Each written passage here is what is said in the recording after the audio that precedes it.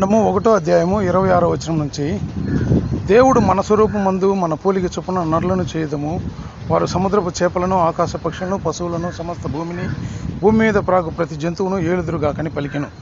దేవుడు తన స్వరూపమందు నరుని సృజించను, దేవుని స్వరూపమందు వాడిని సృజించను, స్త్రీని గాను పురుషుని గాను వాడిని సృజించను. దేవుడు వారిని ఆశీర్వదించను, ఎట్లనగా మీరు ఫలించి అభివృద్ధి పొంది విస్తరించి భూమిని నిండించి దాన్ని లోపరుచుకునుడి. సముద్రపు చేపలను, ఆకాశ పక్షులను, భూమి మీద పాకు ప్రతి జీవిని ఏలుడని దేవుడు వారితో చెప్పెను. దేవుడు, ఇదిగో భూమి మీద ఉన్న విత్తనములిచ్చు ప్రతి చెట్టును, విత్తనములిచ్చు ప్రతి వృక్షం గల ప్రతి వృక్షమును మీకు ఇచ్చి ఉన్నాను, అవి మీకు ఆహారమగును. భూమి మీద నుండు జంతువులన్నిటినీ, ఆకాశ పక్షులన్నింటినీ, భూమి మీద ప్రాకు సమస్త జంతువులను, పచ్చని చెట్లన్నీ ఆహారమగునని పలికెను. ఆ ప్రకారం ఆయను. దేవుడు తాను చేసినది యావత్తు చూసినప్పుడు అది చాలా మంచిదిగా ఉండెను. అస్తమయము ఉదయం కలగా 6వ దినమాయెను. 2వ అధ్యాయము 1వ వచనం చదువుతున్నాను, వినండి. ఆకాశమును భూమియు వాటిలో ఉన్న సమస్త సమూహమును సంపూర్తి చేయబడెను.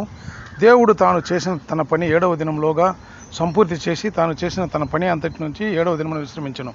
కాబట్టి దేవుడు ఆ 7వ దినమును ఆశీర్వదించి పరిశుద్ధపరచెను. ఏలయనగా దానిలో దేవుడు తాను చేసినట్టు సృజించినట్టు తన పని అంతటి నుండి విశ్రమించెను. చూడండి ప్రియమైన దేవుని బిడ్డలారా, ప్రభువు ఈ రకంగా మనిషిని సృష్టించాడు. మనిషిని సృష్టించి ఆదికాండం 1వ అధ్యాయము 26, 27వ వచనముల ప్రకారము ఒక స్త్రీగాను పురుషునిగాను సృష్టించి వాళ్ళకు అధికారమునిచ్చి సమస్తము ఈ భూమిని ఏలుకునే అంత అధికారం ఇచ్చాడన్నమాట. ఈ భూమిని ఏలుకునే అధికారం. అలాంటి అధికారము ప్రభువు మనిషికి ఇస్తే మనిషి ఏం చేశాడంటే తన నిర్ణయమును సరిగ్గా తీసుకోలేక, తన నిర్ణయమును సరైన మార్గంలో దాన్ని ఉపయోగించుకోలేక తాను పాపంలో పడిపోయి ఏదైనా తోట నుంచి బయట తోయబడ్డాడు. ఇప్పుడు ఒక విషయం మనం గమనించామంటే, ప్రభువు మనిషిని సృష్టించాల్సిన పని ఏముంది అని చూసినప్పుడు, దేవదూతలలో ప్రధాన దూత అయిన లూసిఫర్ గర్వించి పడద్రోయబడ్డాడనమాట. ప్రభు యొక్క సృష్టిలో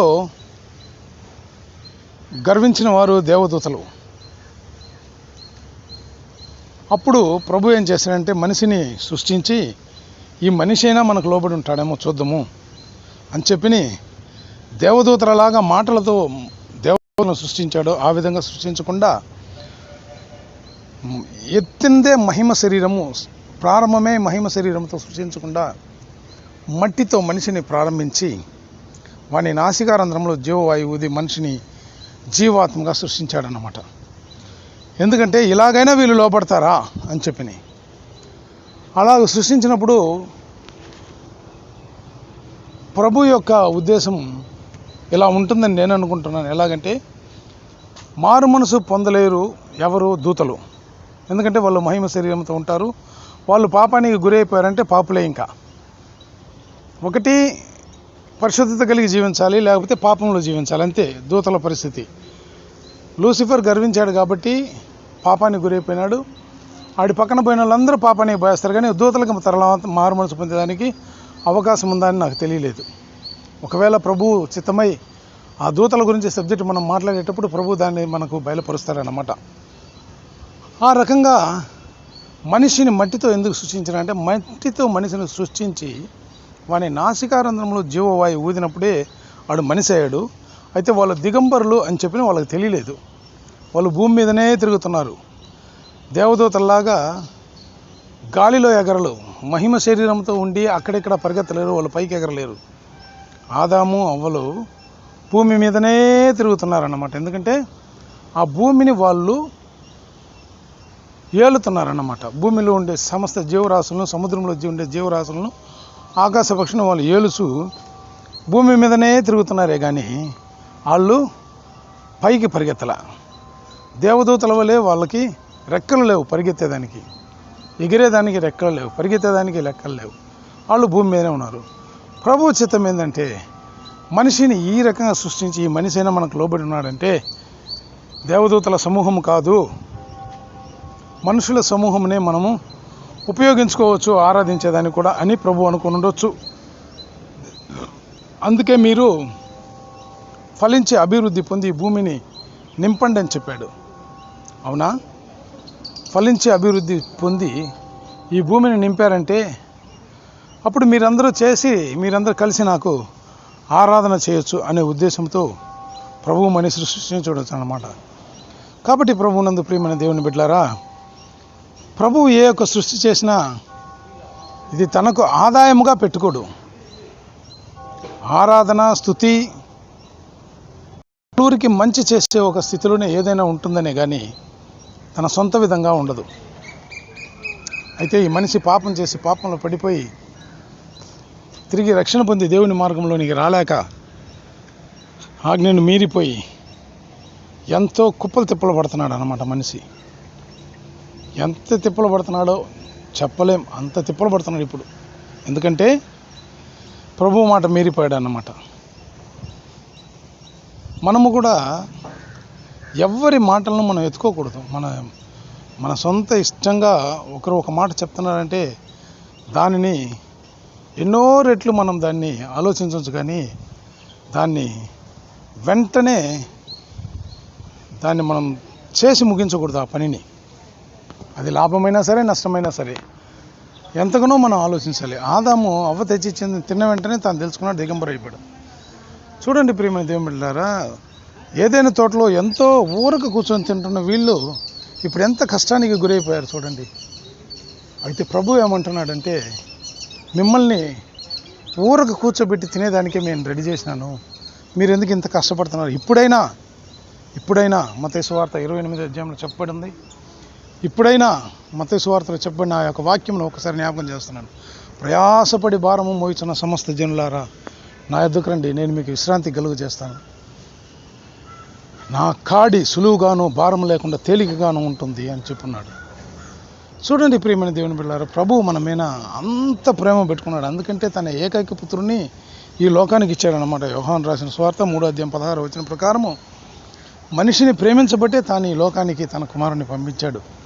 కాబట్టి మనం ఏమి చేయాలంటే, ఏదైనా తోటలో ఏదైతే మనం పోగొట్టుకున్నామో దాన్ని తిరిగి సంపాదించుకునే దానికి మనం ఏమి చేయాలో అది చేసామంటే తిరిగి సంపాదించుకోగలము. అదే రీతిగానే ఏలియా చూడండి, అంత గొప్ప తీర్ఘదర్శనం, అంత గొప్ప వ్యక్తి అంటే ఎలా చెప్పేది, దేవునితో అంతగా ఉన్నోడు. అందువలన తాను ఒక మాట చెప్తే చెప్పినట్టు జరుగుతుంది. ఎందుకంటే యోహాను సువార్తలో రాసిన ప్రకారం నా యందు మీరును మీ యందు నేనును నిలిచి ఉండడం మీరు అత్యధికమైన కార్యములు, మీరు గొప్ప కార్యములు చేస్తారని చెప్పి ప్రభువు చెప్పున్నాడు. ఆ మాట ప్రకారము 3.5 సంవత్సరం వర్షం కురవకూడదంటే వర్షం కురవలేదు. తర్వాత వర్షం రమ్మంటే వర్షం పడింది. ఆ 3.5 సంవత్సరాలు ఆయన ఏ పని చేయకుండా 3 పూట్ల ఆహారం తింటున్నాడు. కాకుల ద్వారా ఆహారం పంపించాడు ప్రభు. చూడండి ప్రియమైన దేవుని బిడ్డలారా, అంత గొప్ప దేవుడు మన దేవుడు, సాధారణమైన దేవుడు కాదు. ఆయనను ఒక్కసారి మనం గుర్తించుకున్నామంటే మనం ఆయన విడిచిపెట్టి దూరంగా పోలేము. ఆయన అంత గొప్ప దేవుడు అంటే మనపైన అంత ప్రేమ చూపించున్న దేవుడు ఆయన. కాబట్టి ప్రభువును విడిచిపెట్టకుండా ఆయన్ను పట్టుకొని పరిశుద్ధమైన మార్గంలో మనము నడిచామంటే మనము పరలోకానికి పోయి చేరుతాం. మన తలంపులలో రూపాంతరము పొందిన వారమై ప్రభువుతో కూడా ఎప్పుడు ఐక్యంలో జీవించామంటే ఆయన రాకడ ఏ సమయం వచ్చినా మన శరీరాన్ని రూపాంతరం పొందించి ఆయన పరలోకానికి మనల్ని చేర్చుకుంటాడు. ప్రార్థించుకుందాం. జీవం కలిగిన తండ్రి, దయగలిగిన దేవా, మీ యొక్క పరిశుద్ధమైన పాదములకు స్తోత్రములైనా ఈ ఉదయకాల సమయంలో ఈ యొక్క వాక్యం ధ్యానించుకుంటూ మీరు ఇచ్చిన కృపను బట్టి మీకు స్తోత్రములు. లోకంలో అనేక మందికి లేని భాగ్యం మాకు ఇస్తున్నారయ్యా. ఈ వాక్యంని మీరే ఆశీర్వదించి మాకు ప్రయోజనకరం చేయమని క్రీస్తునామమున వేడుకొంచున్నాను తండ్రి, ఆమేన్. చూడండి ప్రియమైన దేవుని బిడ్డలారా, ఈ యొక్క ఎపిసోడ్స్ను ఎవరు మిస్ చేయొద్దండి. ఇది తరచుగా బైబిల్ను మనం ధ్యానించున్నాం. ఆదికాండము 1వ అధ్యాయం నుంచి ప్రకటన గ్రంథము కడసి వరకు మనం ధ్యానించబోతున్నాం. ఎంత త్వరితముగా ధ్యానించాలనో అంత త్వరితముగా ధ్యానించడానికి ఏర్పాటు చేస్తున్నాను. అదే సమయంలో అనేక ముఖ్యమైన కార్యములు, అంటే ముఖ్యమైన విషయాలు మాత్రం, మెయిన్ పాయింట్స్ మాత్రమే ప్రభు బయట చెప్పమని చెప్పున్నాడు అన్నమాట. చాలామందికి ఈ బైబిల్ బాగా తెలుసు. అయితే అందులో రహస్యంగా దాచబడిన కొన్ని కార్యములు ప్రభువు తెలియపరుస్తున్నాడు అన్నమాట ఇప్పుడు బయట. కాబట్టి ఆ తెలియపరిచే రహస్యమైన కార్యములు మాత్రమే ఈ ఛానల్స్లో బయట చెప్పబడుతుంది. కాబట్టి వీటిని స్కిప్ చేయకుండా మీరు వినండి, అందరికీ షేర్ చేయండి. దీనివలన అందరూ లాభం పొంది పరలోక రాజ్యానికి రావాలి. దానికి మీరు దోహదం చేయమని యేసునామమున వేడుకుంటున్నాను. Thank you.